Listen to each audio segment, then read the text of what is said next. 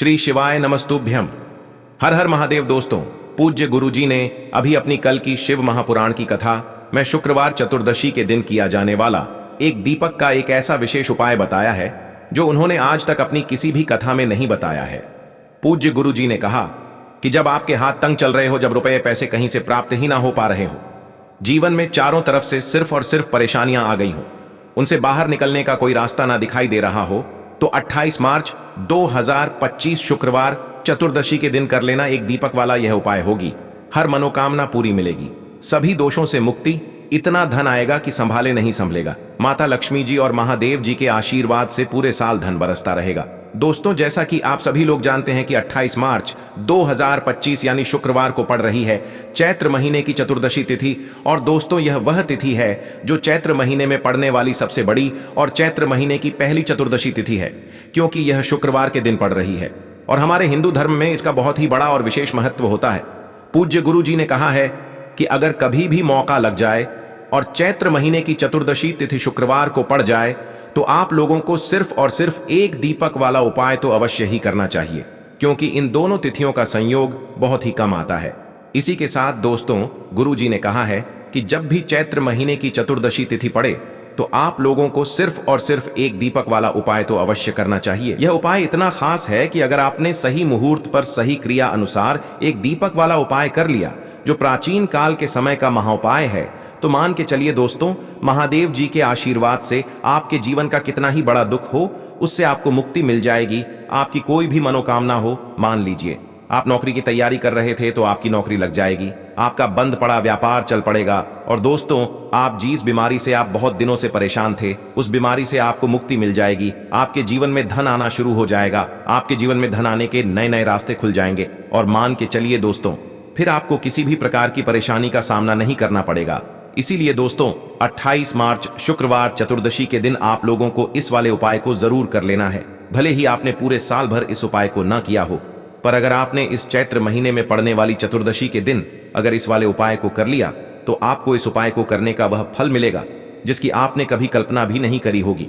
इसीलिए आप लोग इस दीपक वाले उपाय को एक बार जरूर कर लेना, ताकि आप लोगों के हाथ से यह मौका न जा सके और आपको इस उपाय को करने का फल मिल सके।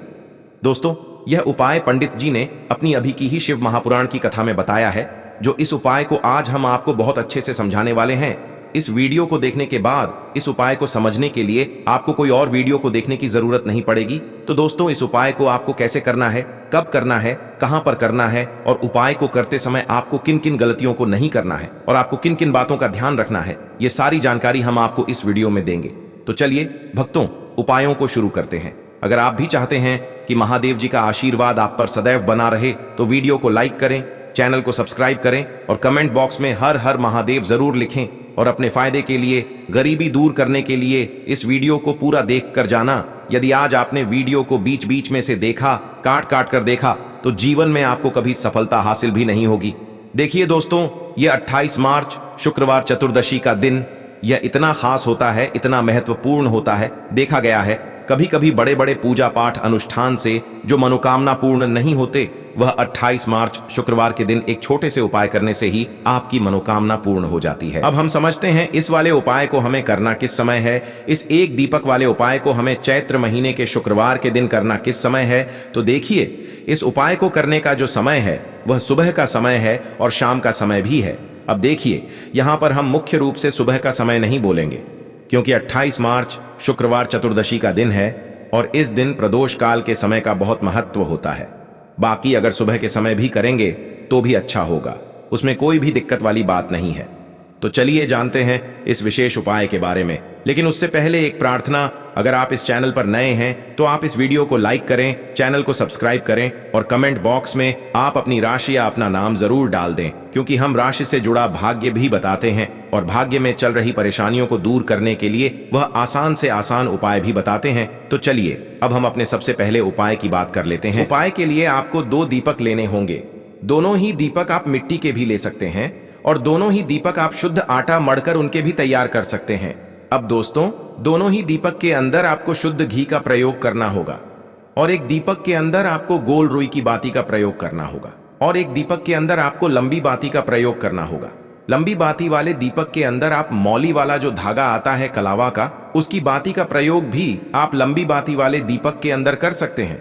देखिए, 2 दीपक वाला यह चमत्कारी उपाय केवल शुक्रवार की रात्रि में ही किया जाता है, इसीलिए आपको इस उपाय को बहुत ही ध्यान से समझना।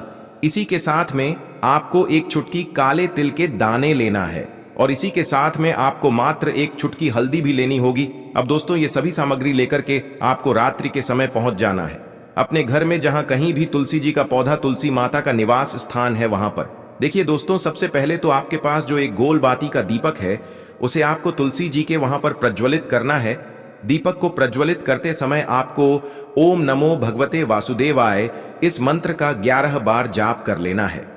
अब देखिए दोस्तों, आप जो एक चुटकी काले तिल के दाने लेकर के आए हैं, उन्हें आपको अपने सीधे हाथ में रखना है और जो आपने गोल बाती वाला दीपक प्रज्वलित किया है माता तुलसी जी के वहां पर, उसके ऊपर से आपको इन एक चुटकी काले तिल को घड़ी की दिशा में घुमाना है। आपको अपना नाम और अपनी गोत्र को बोल देना है और फिर आपको इन काले तिल को उस जलते हुए दीपक के अंदर डाल देने हैं।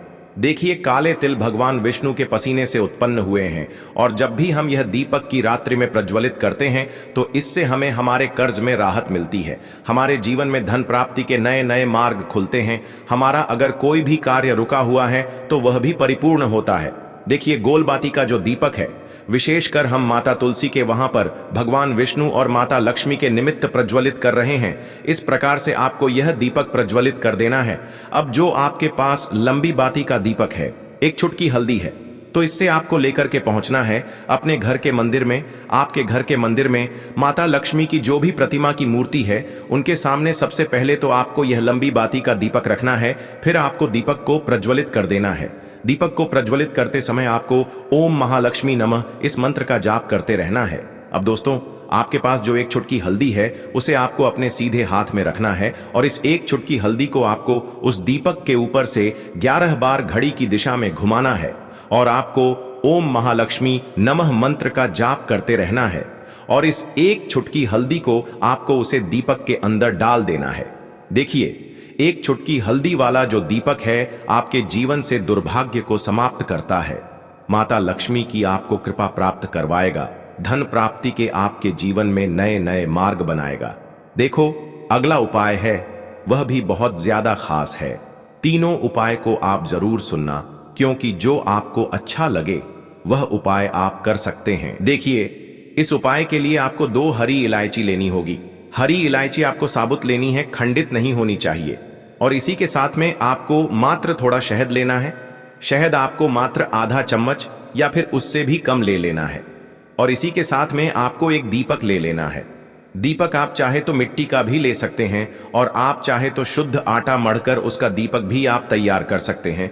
इस दीपक के अंदर आपको मौली का जो धागा आता है कलावा का, उसकी बाती का प्रयोग करना होगा। यानी कि इस दीपक के अंदर आपको लाल रंग की बाती का प्रयोग करना होगा और इस दीपक के अंदर आपको शुद्ध घी का प्रयोग करना होगा। अब यह सारी सामग्री लेकर के आपको अपने घर में जो भी मंदिर है वहां पर पहुंच जाना है और आपको माता लक्ष्मी के किसी भी स्वरूप के सामने बैठ जाना है। अगर माता लक्ष्मी की फोटो है, माता लक्ष्मी की प्रतिमा है, तो उनके सामने आपको बैठ जाना है। अगर माता पार्वती की प्रतिमा है तो उनके सामने आपको बैठ जाना है, यानी कि किसी भी माता के स्वरूप के सामने आपको बैठ जाना है। अब देखिए, सबसे पहले तो आपको माता रानी के सामने थोड़ी सी चावल की ढेरी बना देनी है, यानी कि थोड़े से अक्षत के दाने आपको माता रानी के सामने रखना है। उसके बाद आप जो एक दीपक लेकर के गए हैं, उस दीपक को आपको उन्हीं चावल के दानों के ऊपर रख देना है और फिर इस दीपक को आपको माता रानी के सामने प्रज्वलित कर देना है। देखें, इस दीपक को प्रज्वलित करते समय आपको ओम महालक्ष्मी नमः इस मंत्र का लगातार जाप करते रहना है। दीपक को प्रज्वलित करने के बाद आप जो 2 हरी इलायची लेकर के गए हैं, उसमें से एक हरी इलायची को तो आपको उसी दीपक के अंदर डाल देनी है और वहीं पर आपको कम से कम 21 बार ओम महालक्ष्मी नमः इस मंत्र का जाप कर लेना है। अब आपके पास जो शहद है और एक हरी इलायची है, उसे सीधे आपको लेकर के पहुंच जाना है भगवान शिव के मंदिर में। पूज्य गुरु जी ने बताया है कि यह उपाय आपको सिर्फ और सिर्फ शाम के समय ही करना होगा। शाम को जब भी सूर्यास्त का समय होता है तो उस समय आपको यह उपाय करना है। लेकिन सबसे पहले तो आपके पास जो एक हरी इलायची है, उसे आपको उस शहद के अंदर अच्छे से डुबो देना है, यानी कि शहद का लेपन उसे हरी इलायची के ऊपर चारों तरफ आपको कर देना है। अब यह जो शहद से युक्त हरी इलायची है, इससे आपको भगवान शिव के शिवलिंग पर अर्पित कर देनी है और आपको वो श्री शिवाय नमस्तुभ्यम इस मंत्र का लगातार जाप करते रहना है। फिर इसके बाद आपको एक लोटा जल भी अपने साथ लेकर के जाना है। तो यह एक लोटा जल भी आपको धीरे धीरे शिवलिंग पर समर्पित कर देना है और आपको श्री शिवाय नमस्तुभ्यम इस मंत्र का जाप करते रहना है। फिर इसके बाद आपको अपने घर आ जाना है। इस प्रकार से आपको यह उपाय कर लेना है। तो चलिए दोस्तों, जान लेते हैं गुरुजी द्वारा बताए गए दूसरे उपाय के बारे में। देखिए, इस उपाय के लिए आपको लेना है 11 चावल के दाने। गुरुजी ने कहा है चावल के दाने खंडित नहीं लेने हैं, बिल्कुल साबुत होने चाहिए। उसके साथ में आपको लेना है एक बेलपत्र। बेलपत्र का भी एक नियम है, अगर आपके पास बेलपत्र नहीं है तो आप शिवलिंग से उठाकर उसको पुनः शुद्ध जल से धोकर इस्तेमाल कर सकते हैं। इस प्रकार आपको बेलपत्र लेना है। इसके बाद आपको एक लोटा जल लेना है। अब यह सब सामग्री लेकर आपको जाना है महादेव के मंदिर में। देखो, अब आपको उत्तर साइड में खड़े हो जाना है और सबसे पहले आपको एक बेलपत्र अपने हाथ पर और 11 चावल दाने रखकर शिवलिंग के ऊपर अपना नाम और गोत्र बोलते हुए समर्पित कर देना है और ओम नमः शिवाय श्री शिवाय नमस्तुभ्यम का लगातार जाप करना है। अब आपको जो एक लोटा जल साथ में लेकर आए थे, उसे धीरे धीरे बेलपत्र और चावल दाने के ठीक ऊपर आपको समर्पित करते जाना है और शिव पुराण के मूल मंत्र श्री शिवाय नमस्तुभ्यम का 11 बार जाप करना है और अपनी मनोकामना बोलते जाना है। देखो, बस छोटा सा उपाय करना है, देखना एक दिन आपके सब काम बनने लग जाएंगे। गुरु जी का बहुत ही विशेष उपाय है। चलते हैं तीसरे उपाय की तरफ। देखिए, इस उपाय के लिए आपको एक तांबे के पात्र के अंदर सबसे पहले अपने घर से शुद्ध जल लेना है। फिर इसी के साथ में आपको मात्र थोड़ा सा शहद लेना होगा। शहद आपको आधा चम्मच या फिर उससे भी कम लेना है और इसी के साथ में आपको एक प्यारी सी बेलपत्र ले लेनी है। बेलपत्र यदि आपको नहीं मिल पाती है तो भगवान शिव के शिवलिंग पर चढ़ी हुई बेलपत्रों को आप पूर्ण शुद्ध जल से धो करके उपयोग कर सकते हैं और बेलपत्र जो है वह कहीं से भी कटी फटी खंडित नहीं होनी चाहिए। अब ये तीनों सामग्री लेकर के सीधे आपको पहुंच जाना होगा भगवान शिव के मंदिर में। यह उपाय सुबह से लेकर के शाम तक किसी भी समय कर सकते हैं।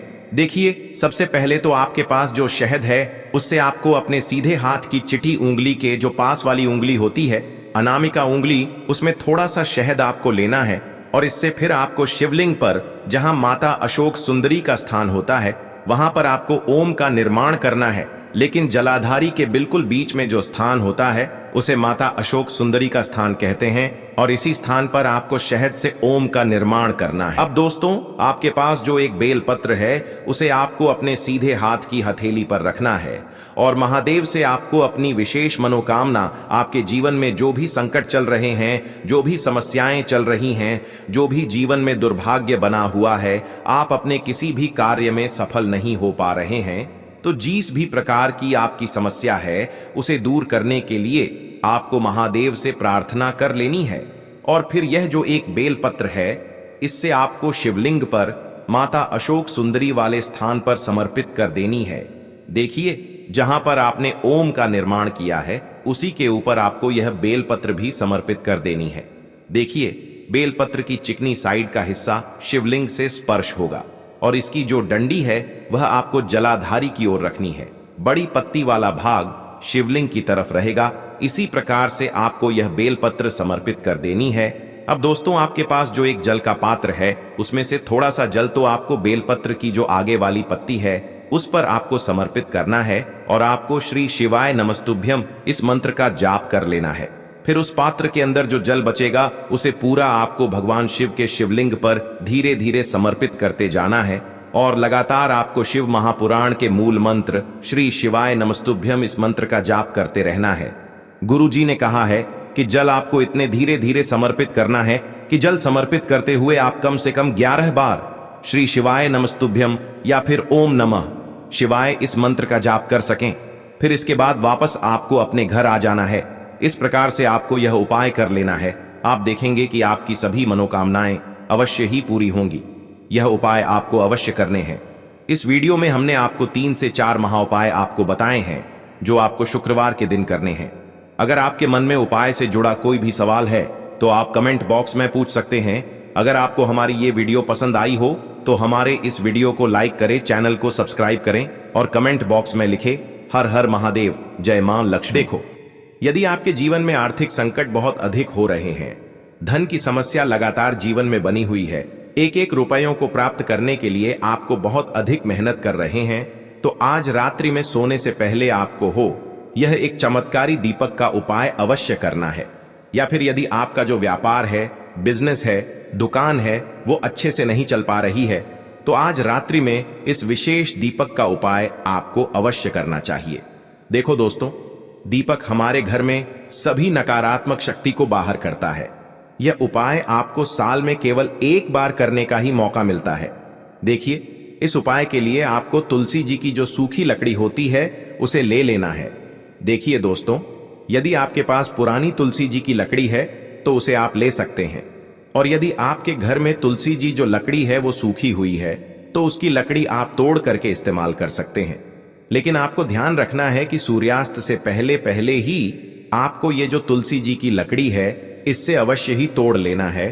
तो इस उपाय के लिए आपको सबसे पहले तो एक मिट्टी का दीपक लेना होगा, चाहे तो आटे का दीपक भी ले सके, क्योंकि आटे का दीपक सभी दीपक में सर्वोत्तम माना गया है। इस दीपक के अंदर आपको शुद्ध घी का प्रयोग करना होगा और इससे दीपक के अंदर अपने जो तुलसी जी की लकड़ी ली है उसे भी रख देना है।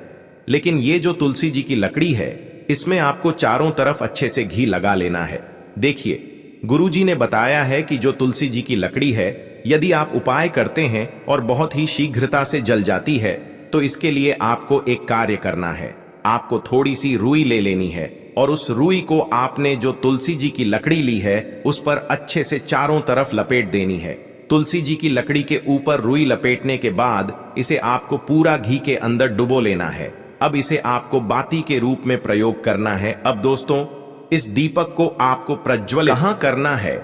तो इस दीपक को आपको या तो भगवान विष्णु के सामने प्रज्वलित करना होगा, या फिर आपको भगवान श्री राम के सामने प्रज्वलित करना होगा, या फिर भगवान कृष्ण के सामने, यानी कि भगवान विष्णु के जो भी अवतार हैं उनके सामने आप ये दीपक प्रज्वलित कर सकते हैं, या फिर आप इससे दीपक को माता तुलसी जी के सामने भी प्रज्वलित कर सकते हैं। पूज्य गुरु जी ने बताया है कि जो भी व्यक्ति इस प्रकार से तुलसी जी की डंडी से यह दीपदान कर देता है उसके जीवन में कभी भी धन की समस्या नहीं होती है।